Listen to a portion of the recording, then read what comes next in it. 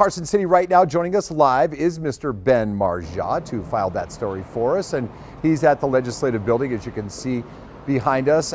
So Ben, it's the first major deadline, meaning it will be the end of the road for hundreds of bills today. It's to the end of the day today, right?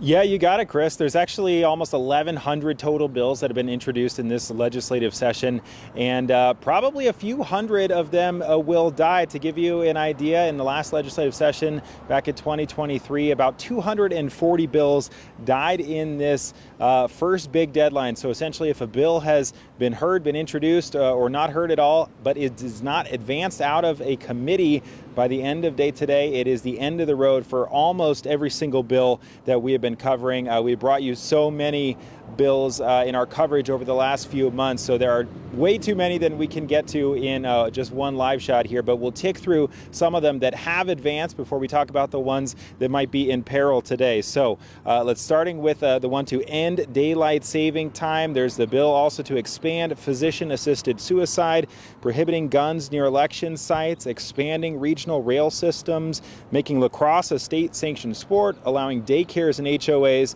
paying student athletes, keeping ICE off school property, automated traffic enforcement in work zones, and property tax reforms. All of those bills have advanced at this point, made it through this first hurdle, but there are a handful of bills we've been following that are on life support today with no hearing scheduled yet, like banning semi-automatic weapons for people under 21, creating a registry for repeat domestic violence offenders, making wrong-way driving a crime again, regionalizing fire services in Washoe County, that's a big one, as well as creating the state office of the Inspector General. And just into our newsroom a short time ago, we actually learned that the bill that would create Nevada's first toll road, it's been proposed and backed by Sparks Mayor Ed Lawson. That measure would have allowed this toll road between Spanish Springs and the Tahoe Reno Industrial Center to alleviate congestion out there.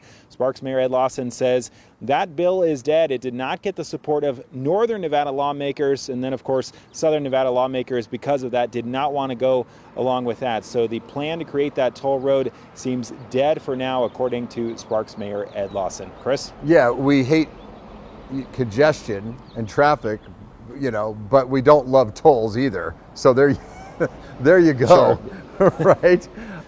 So Ben, what about the governor's bills? We heard this week about his bill aimed at cracking down on crime. He had that press event Wednesday, and we could talk about that as well, the tone of it. But what about the status of that bill? What have we heard?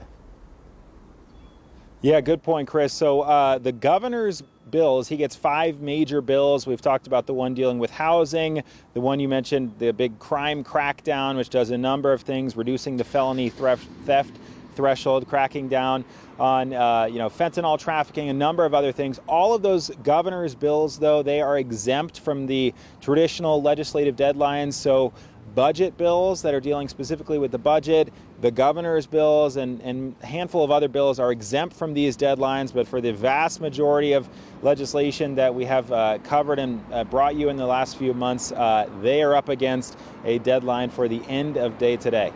And Governor Lombardo vetoed so many bills this last legislative session 2 years ago, his first as governor of this state. He's already promised to veto a couple of bills, hasn't he? He has, yeah. The big one being the physician-assisted suicide. He put out a statement on social media and a press release saying if that bill gets to his desk, he is going to veto it. That did not stop lawmakers from advancing it out of committee anyway, so perhaps that will be one of those bills where they ultimately do try and pass it, put the ball in his court, if you will, and make him veto that bill, which he said he will veto.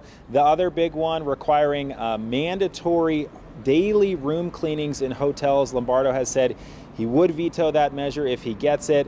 As of now, though, that bill has not gotten a hearing, I believe, and is not scheduled to today. One of the things I think a lot of folks that have kids, including yourself and your lovely wife, is the one that allows daycares and HOAs. Both of those issues are huge when it comes to finding affordable daycare. You need more venues so we get more daycares, right?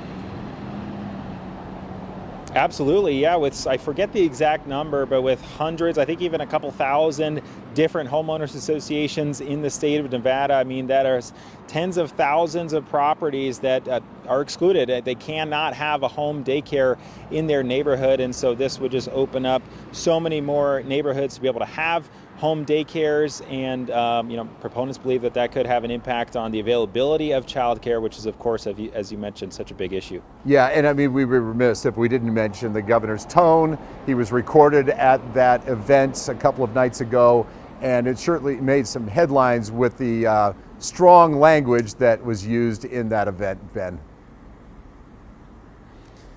No doubt it was just personally surprising to hear that after the tone that we heard in the State of the State address, where he was putting forward this bipartisan tone. We should put the nasty political rhetoric behind us. Evidently, behind closed doors in this private meeting, or private dinner, we should say, at the Lincoln Day dinner, a different tone altogether, where that came on the day of these hands-off protests. Right where I'm standing right here on Carson Street, massive protests. I believe it was a couple thousand people down here, and evidently those protests have not sat well with him, and you heard his strong reaction to those in that story we played just a few minutes ago. All right, we got to run a commercial break, but I think what we should do is all emulate Ben Margiott, because Ben, you always have strong acumen. You're always very friendly to everyone. You give everyone the benefit of the doubt, and you love a lively debate, as we witnessed on your Battleground Nevada podcast, right, with all kinds of walks of life, right, from all different political spheres. So everyone, let's all be more like Ben, okay? Maybe as the politicians file in for the legislative session, you just need to say, hey, act like me, and we'll get stuff done, and everyone will have a civil discourse. All right, tell them I said that. Oh yeah, I'll walk into the building right behind me and start saying that to people. Thanks, Chris. Deal. You got my vote, by the way, if you ever run for anything. We'll be right back.